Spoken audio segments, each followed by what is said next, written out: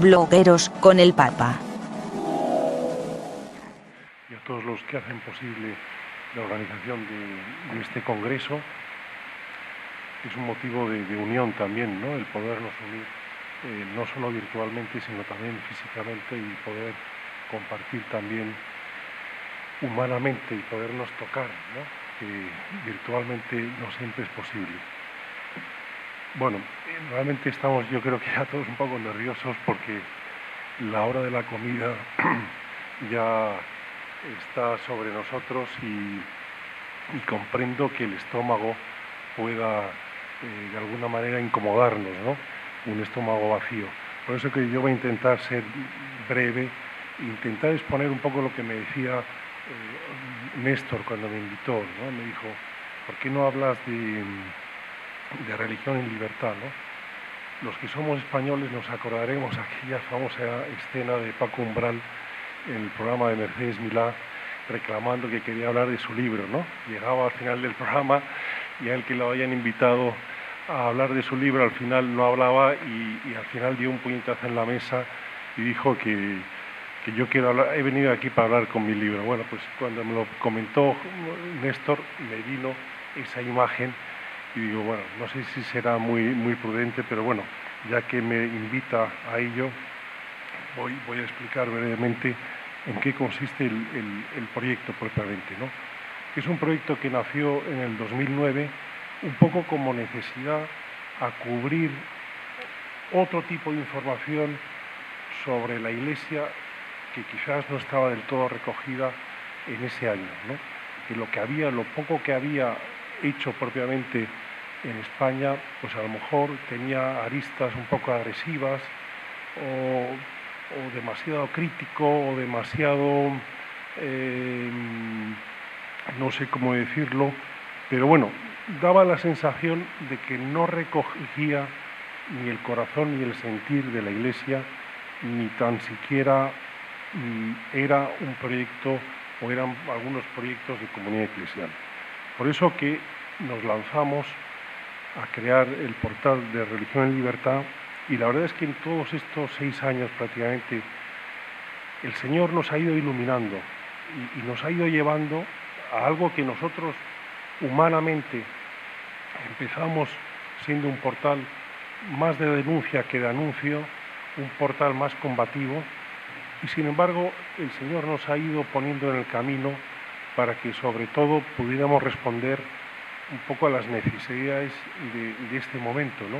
En una sociedad, podríamos decir, donde ya ha pasado la cristiandad, donde casi podríamos decir que es postcristiana, donde la apostasía silenciosa está extendida no solo en Europa, sino cada vez más también en América. Y de alguna manera el Señor nos ha ido iluminando para que pudiéramos también aportar un granito de arena y poder desde el portal transmitir sobre todo anuncio, sobre todo esperanza, sobre todo fe, sobre todo el querigma, que de alguna manera es el cogollo de la nueva evangelización, ¿no?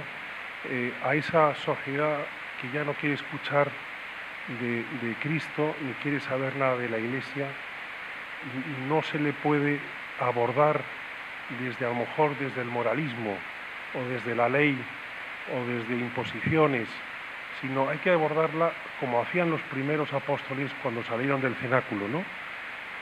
Dios te ama, Cristo ha muerto por tus pecados y quiere rescatar tu vida, tu sinsentido, tus limitaciones, tu tristeza, y darte plenitud y darte una nueva vida, ¿no? Ese es un poco de alguna manera el centro del querigma. Yo la verdad es que casi desde hace 25 años estoy en el mundo de la información religiosa. Decía Tomás que nos conocimos cuando yo era un pipiolo de 25 años y me nombraron director de la Oficina de Información de la Conferencia Episcopal. Y en estos 25 años, la verdad es que yo siempre he intentado salir de este campo, porque a diferencia a lo mejor de otros como Paco Pepe Fernández de la Cigoña, otros que les encanta la información religiosa, a mí me aburre.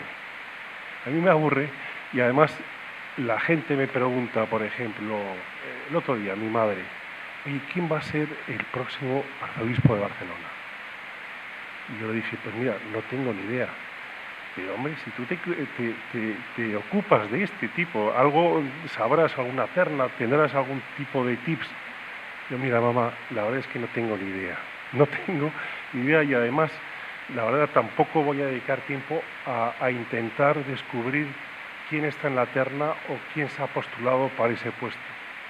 Cuando la Nunciatura Apostólica lo comunique, lo daremos en el blog y poco más.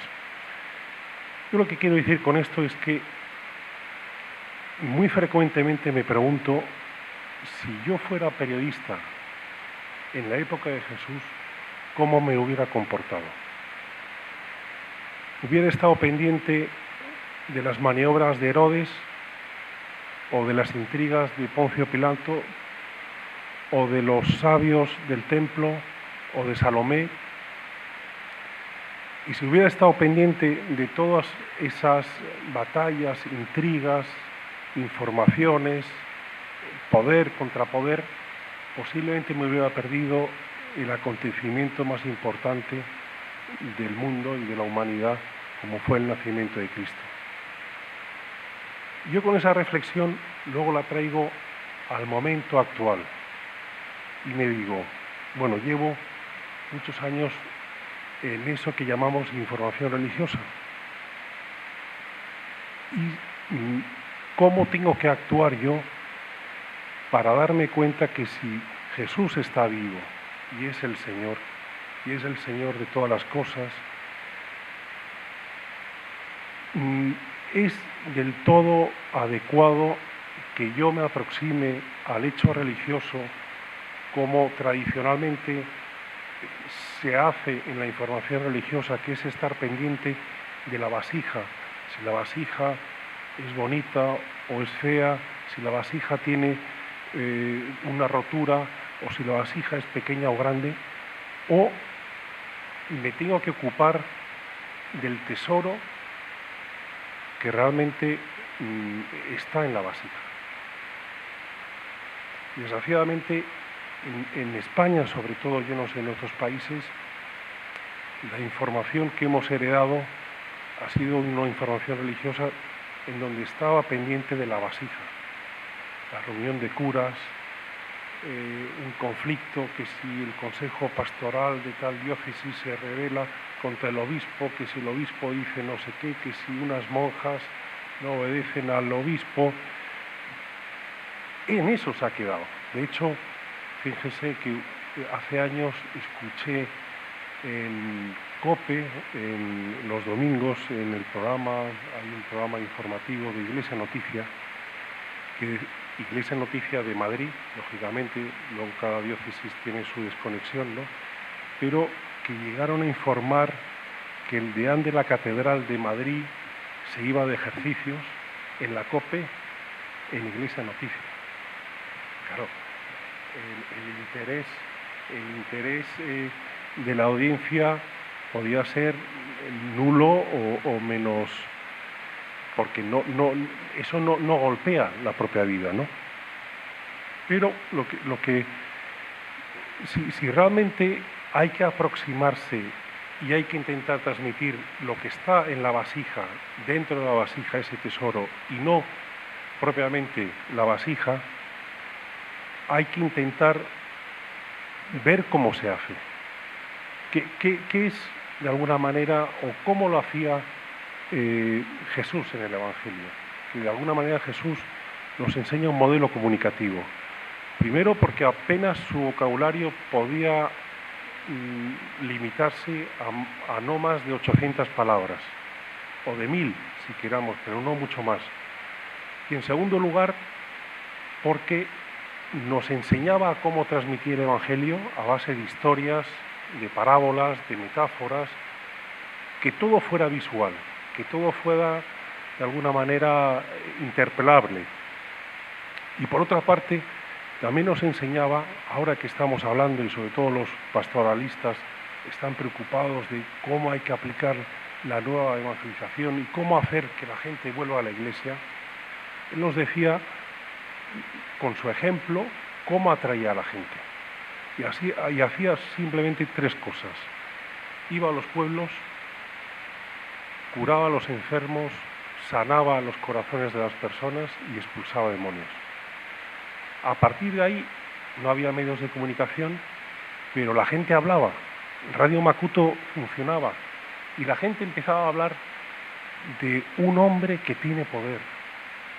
Y vamos a seguir a este hombre que tiene poder, que a lo mejor nos puede curar, que nos puede sanar, que nos puede cambiar la vida. Y a partir de ahí se enteraban que Jesús iba a tal ciudad o a tal población o a tal monte y ahí se congregaban miles de personas. ¿Qué hacemos nosotros? ¿O qué intentamos hacer nosotros?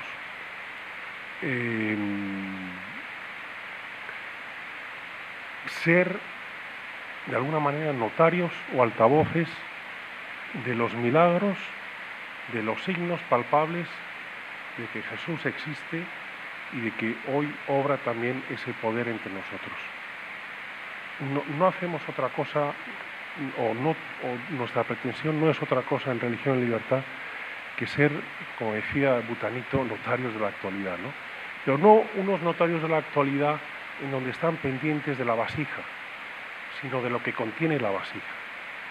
Y por lo tanto, cambiar el chip, cambiar o graduar las gafas para poder estar atentos de cómo hoy Dios sigue actuando. Y Dios hoy sigue mostrándonos signos. Decía Pascal que si Dios no nos mostrara signos a lo largo de la historia, racionalmente no podríamos creer. El hombre necesita creer, necesita ver. Si se fijan ustedes, tras el Concilio Vaticano II hubo un derrumbe, de alguna manera, de la práctica religiosa. Pero el único ámbito de la Iglesia que no se derrumbó justamente fueron los santuarios. Porque la gente tenía una necesidad de tocar un poco de cielo, de saber que en algún ámbito concreto podía tener una relación más directa con Dios. Es un poco lo que está pasando con el fenómeno de Medjugorje, que la Iglesia el día de mañana tendrá que pronunciarse sobre la veracidad o no de las apariciones. Pero independientemente de la veracidad o no, lo que es evidente es que muchos o la mayoría de los peregrinos que vuelven de Medjugorje dicen que han tocado ese trozo de cielo, que se han sentido interpelados, que su corazón ha cambiado, que se han sentido sanados.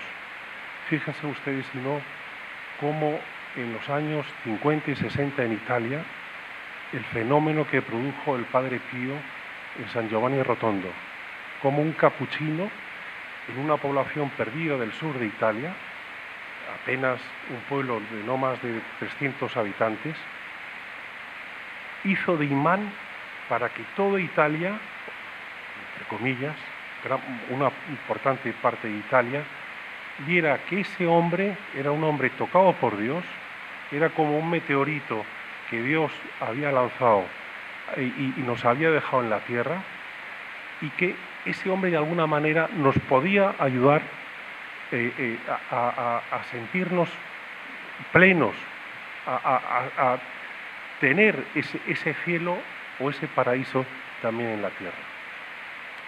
Y así, con muchos signos que Dios nos regala todos los días, con mucha gente santa, de iglesia, religiosas, de sacerdotes, de seglares, pero sobre todo viendo cómo Dios está haciendo milagros y está haciendo grandes obras. Algunos nos dicen, bueno, esto, ¿cómo lo planteáis vosotros o cuál es vuestro concepto? Para nosotros lo hemos bautizado de alguna manera como un periodismo de evangelización. No queremos tener la etiqueta de información religiosa, sino nos gustaría más bien tener la etiqueta de periodismo de evangelización. El sentido, el objetivo del portal de Religión en Libertad es única y exclusivamente la evangelización, poder interpelar a la gente y sobre todo a la gente más alejada.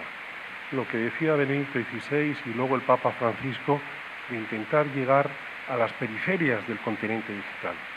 Ahí donde difícilmente van a escuchar una palabra del Evangelio o donde difícilmente se van a encontrar con un mensaje fuerte. El otro día me decía una bloguera que se llama Elena Lorenzo, que ella es un blog dirigido a personas con sentimientos homosexuales que quieren de alguna manera libremente hacer una terapia de cambio y por lo tanto sanar una serie de emociones para poder tener unos sentimientos diferentes. Me decía que le había escrito un chico joven de 33 años con sentimientos homosexuales que había entrado en un foro gay en busca de sexo rápido y que alguien en ese foro le dejó un link de Religión en Libertad, simplemente con el mensaje de aquí tienes esto, léelo, te puede ayudar y si te ha ayudado, reza por mí. Bueno, pues esa persona lo leyó, el Señor derramó su gracia y su misericordia y a partir de ahí se puso en contacto con esta Elena Lorenzo para decirle, oye, quiero replantear mi vida y quiero de alguna manera dar un vuelco a mi vida y entrar en esa terapia del cambio. Eso para mí ya justifica todo el esfuerzo que significa el hacer el propio portal, los colaboradores, los problemas económicos, etcétera, etcétera, ¿no? El haber podido llegar a ese tipo de periferias y que el Señor, a través de nuestro pobre instrumento, le haya llenado de ternura y de misericordia, que esta persona u otros hayan sentido el amor del Señor en su vida, eso para nosotros ya justifica todo. Es, de alguna manera, el sentido de nuestro trabajo. Ese es un poco lo que les quería comentar de nuestro portal y sí que les pediría, como en el mundo todo es mejorable y de alguna manera ese tipo de proyectos tienen que ser enriquecidos y cuanto más gente pueda opinar y aconsejar, como por ejemplo ayer Néstor me aconsejaba para crear una sección específica y que había que poner a tal bloguero y a tal otro y realmente encuadraba perfectamente en algo que estábamos buscando. Yo sí les pediría, cuando tengan tiempo en el futuro, si pueden enviarnos algún tipo de sugerencia, de nueva idea o de crítica también, para que podamos matizarlo y encauzarlo, sería ideal. Nada más, muchas gracias y nos vamos a comer ya, que ya es tardísimo.